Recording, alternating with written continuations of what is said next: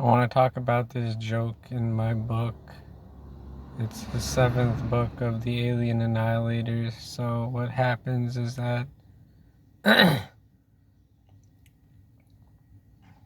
the three friends go to this ranch, and there's like a paddock for horses. Actually, no, there's a paddock for... Nah. No, okay, so it's like a paddock for cows, alright? And so there's one cow that looks like really ugly, so like its eyes are half shut, and it's kind of, and it's like lazily chewing grass with its mouth open, and Vanessa says to Andrew, "Look, Andrew, that one looks like you." So I think this shows what kind of relationship they have. They're like teasing each other and making fun of each other, and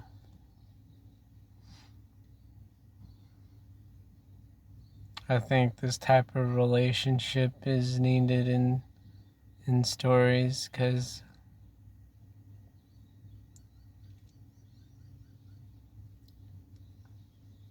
it's important for adding comedic relief in the plot. I want to talk about this other joke. So Cleo's like breastfeeding her baby Chloe, and then Rachel knocks on the door, and Cleo answers it, and so like Rachel kind of realizes like this baby is really sucking like crazy, and she's like, whoa, that is one hungry baby. And okay, so Cleo's like, is that why you came here, to make fun of my baby? And like Rachel kind of starts to defend herself, but Cleo kind of smirks, and she's like, I'm just kidding, come on in. So I think this was a really funny joke in the books, because like Rachel's like this girl who's like always like mocking other people, and like Cleo's kind of using this against her and making her seem like insensitive to other people's problems. And I think it's funny how Rachel gets defensive about it and finds out that Cleo was just joking around, and I think that joke's really funny. I want to talk about this other joke. So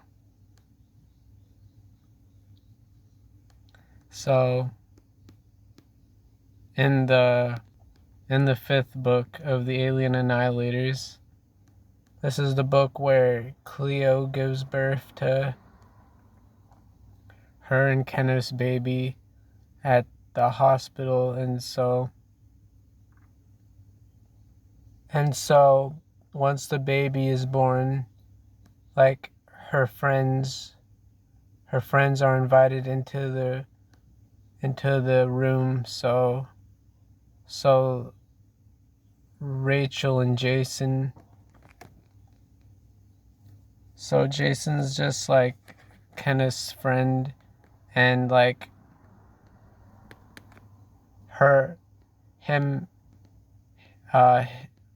and Rachel get together at the end of the 4th book, but that's another story. So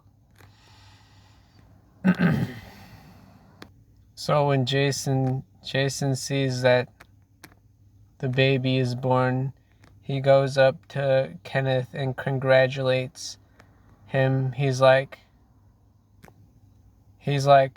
I'm so proud of you, Kenneth. No matter how hard things got, you stayed strong and you made it through. And you know, Cleo's the one who kind of responds to this. She's like, what about me? I did all the work. And then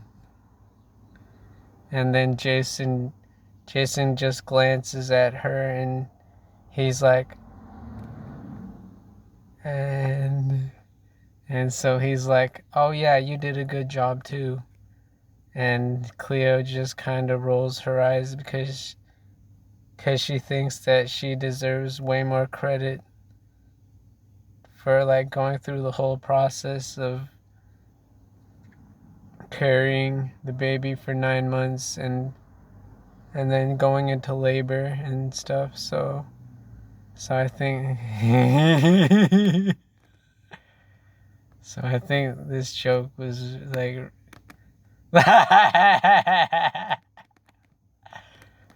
so I think this joke was really funny in the book. So in the 4th book of the Alien Annihilators, so Jason and Rachel are going through like this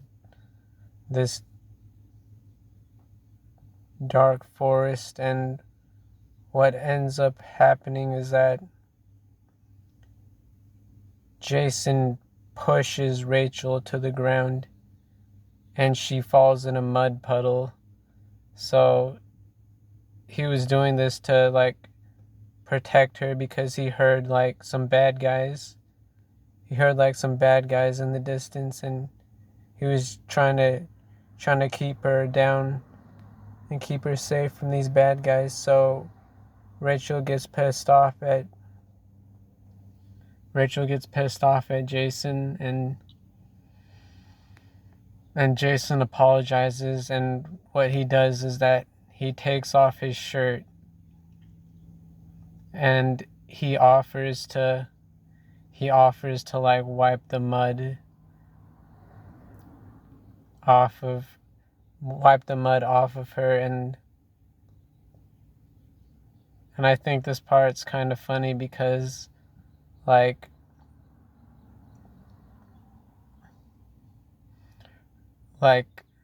Jason's like rubbing this shirt against her body, and like she's kind of acting like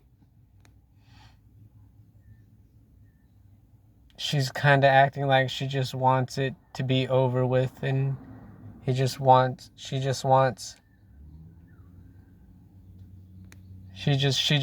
Jason to clean up this mess that he made of her, but really she's kind of into it because like he's like rubbing this shirt against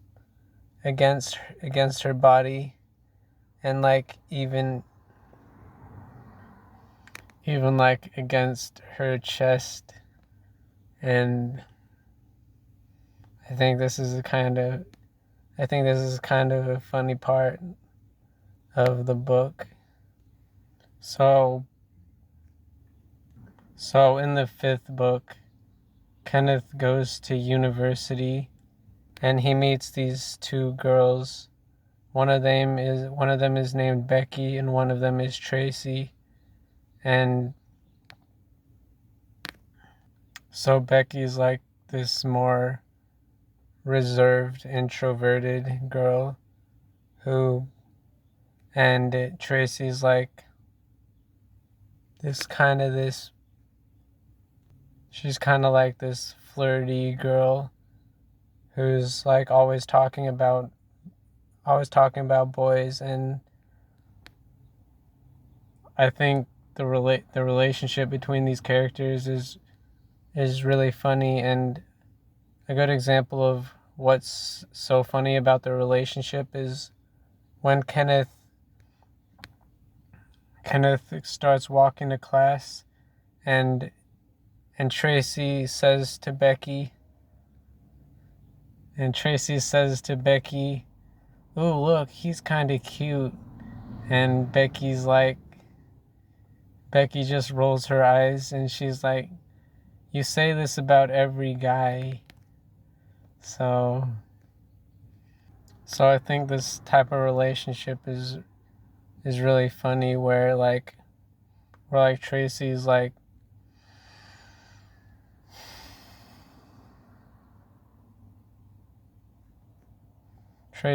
always saying these things that kind of annoys Becky, and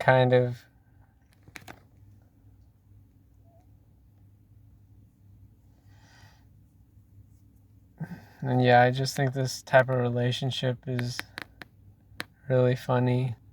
So later on after class,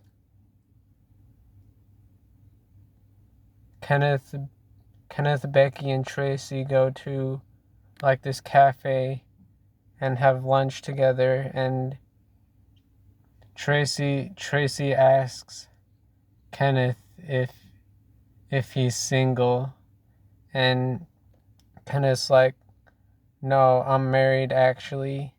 And Tracy's like, "Oh," and I think the funny part about this is like after Tracy asked if Kenneth was single, Becky like face palms.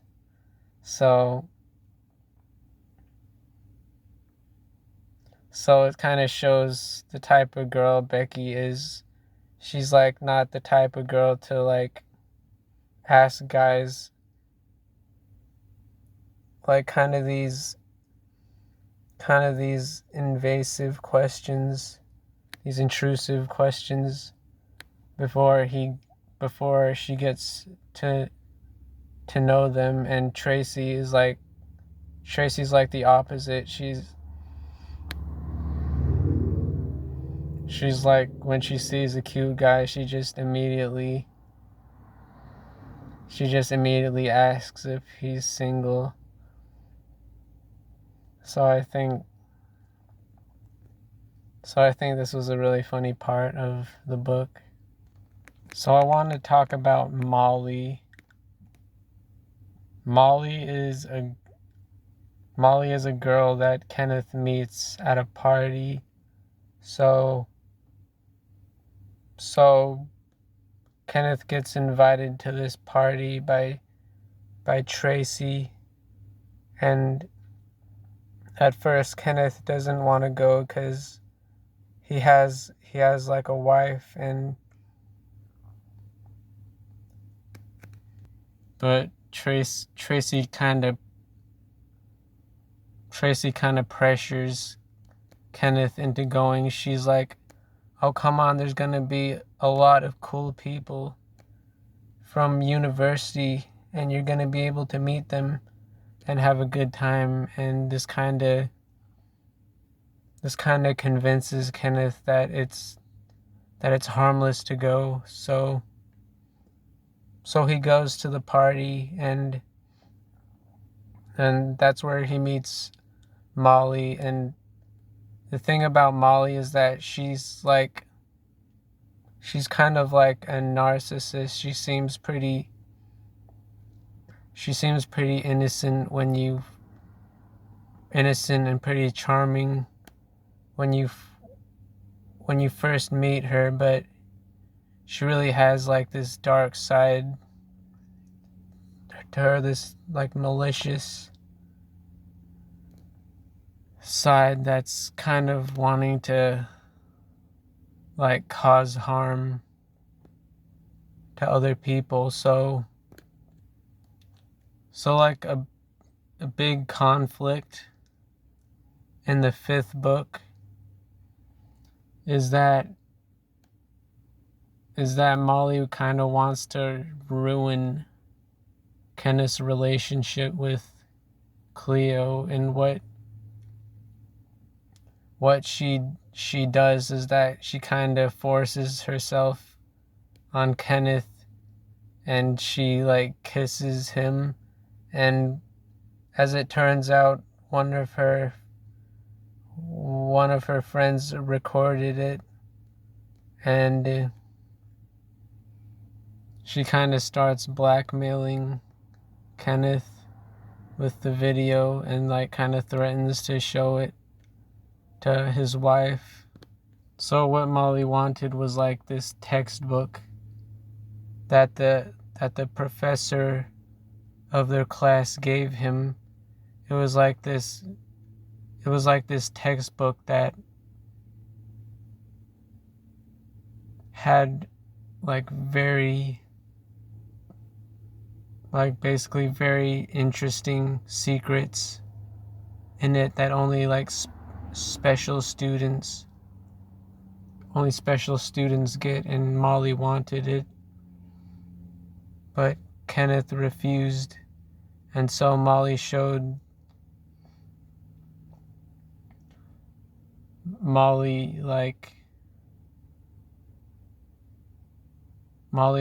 kind of leaks it online, and Cleo finds it.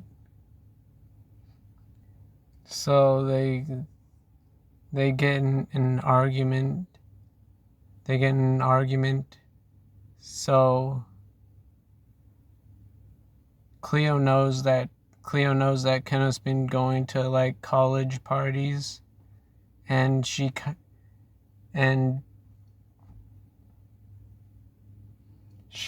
was cool with it because she thought that he was just meeting people from university. But when she sees this video, she starts to think that Kenneth was really hiding what his true intentions for going to these parties were.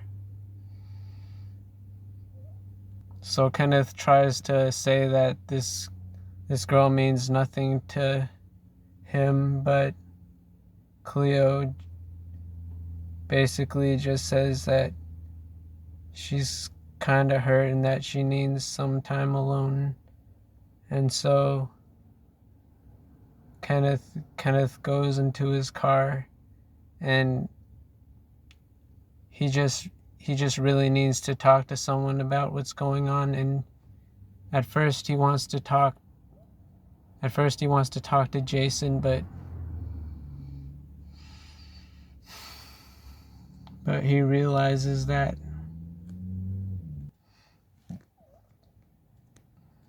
he kind of realizes that he wants to talk to Becky about this issue because Becky was there. So Kenneth kind of decides that since Becky was there the night it happened, she should be the one he talks to. So he calls her, and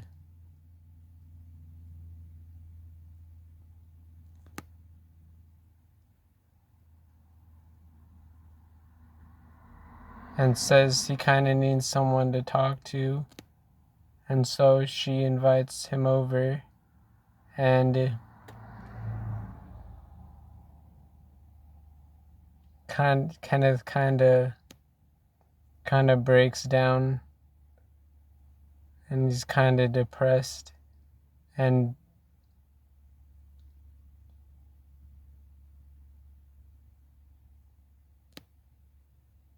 Becky kind of suggests that she could come over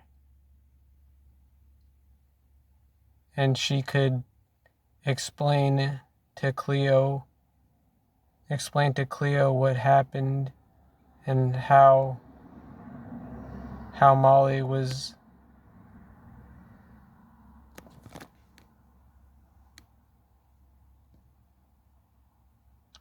Molly actually forced herself on Kenneth in an attempt to blackmail him. So Kenneth brings the girl over, thinking that she's gonna save their marriage. But what ends up happening is that Cleo thinks that she's the one that Kenneth kissed at the party, and so Cleo kind of gets pissed off and even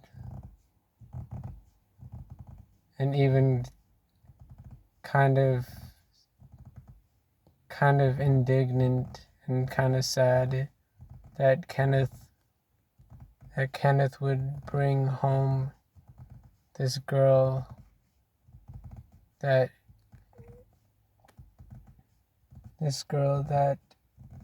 she thinks that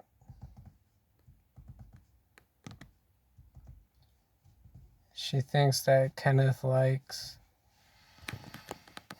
And Cleo like grabs like this fireplace poker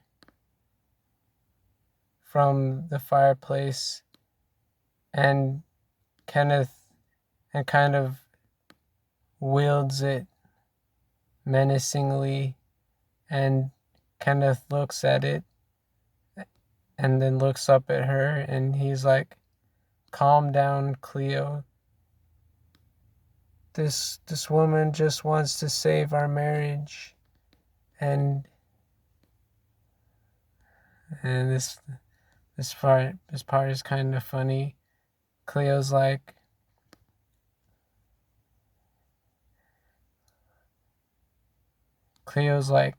"How can this slut save our marriage? She's the one who ruined it." So Becky's kind of had enough of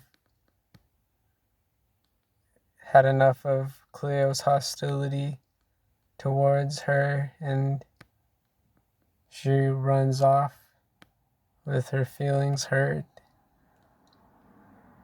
And Kenneth gets mad at Cleo. He's like, "I can't believe you said that to her." And then Cleo kind of looks at him, and she realizes that she was in the wrong, and she kind of gets ashamed of herself. So, and she asks, "She really was just a friend, wasn't she?" And Kenneth keeps getting pissed off at her. He's like, and Kenneth's like, "Yes, she was a friend, a good friend. She just wanted to explain something to you, but how can she do that with you hurling abuse at her?" And Kenneth's kind of yelling and kind of getting mad, and Cleo's like,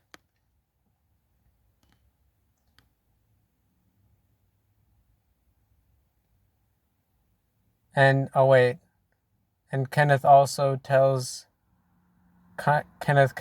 yells at Cleo and says that she should apologize to Becky, and Cleo's like, "All right, fine, stop yelling at me." And this is where Kenneth starts to kind of calm down, and he just takes a deep breath and says, "All right, let's go." So they go to Becky's house, and Cleo apologizes.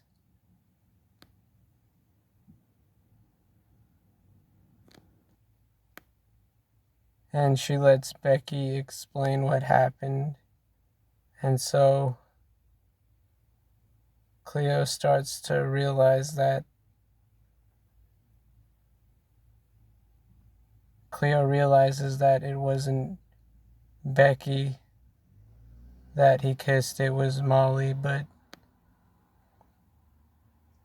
it was just Molly's sick game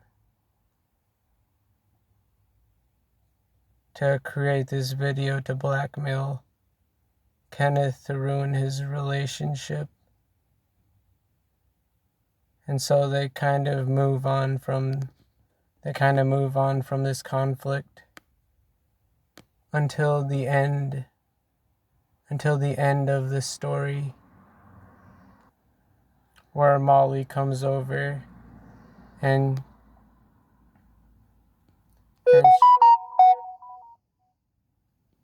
and she's like,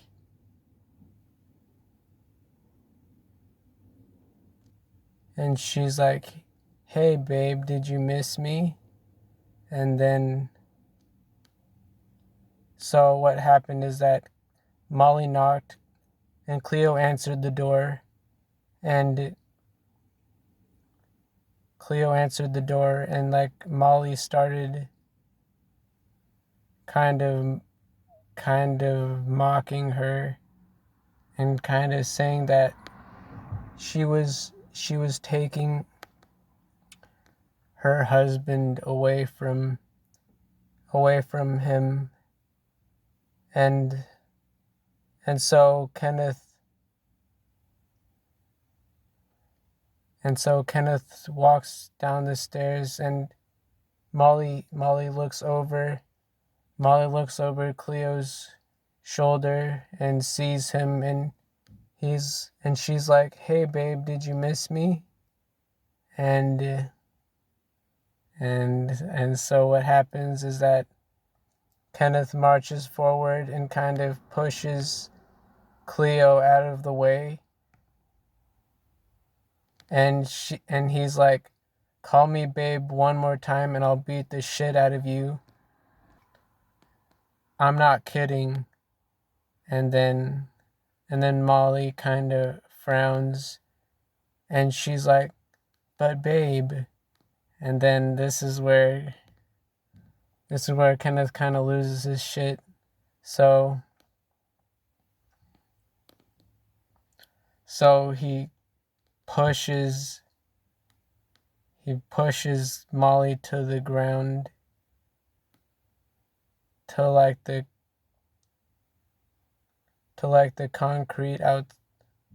concrete pathway leading to their front door, and he basically just does what he said he was gonna do. He beat the shit out of her, and so Cleo has to break it up, and Kenneth, and so when Cleo kind of breaks it up and sees like the worry in her face, he starts to realize that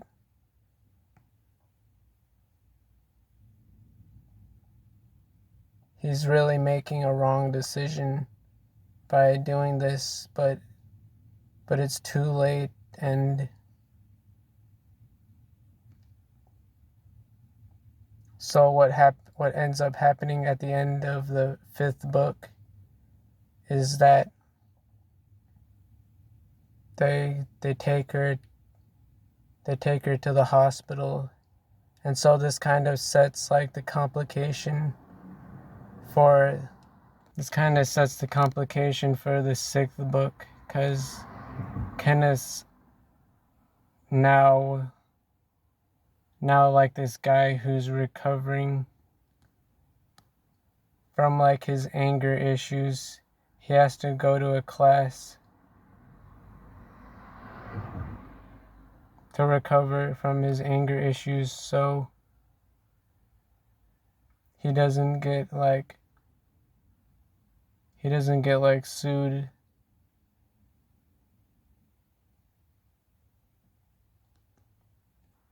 So like I've said before in this channel, sometimes like the good characters in the story do like really bad things to kind of protect the people that they care about. They get carried away and they just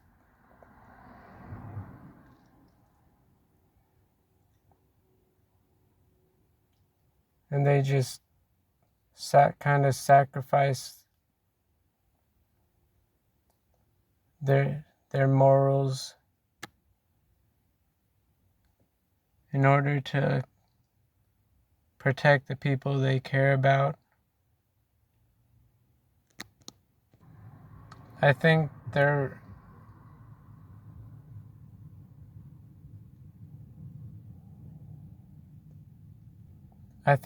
is like a lot of moral ambiguity behind this ending, because like Molly's like this girl who's trying to ruin Kenneth's marriage, and what she wants is that she wants Cleo to hate him, and she wants Cleo to like divorce him, basically. And Molly's like this evil woman, and so like you're kind of asking the question to the audience members, like is it okay to hurt someone who's like really doing their best to ruin your relationship with this person that you really care about?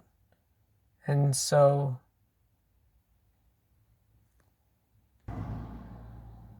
I really think that moral ambiguity is like an important part of storytelling, because it provokes thought in the audience members. And I think by provoking this thought, you're really engaging them in the story.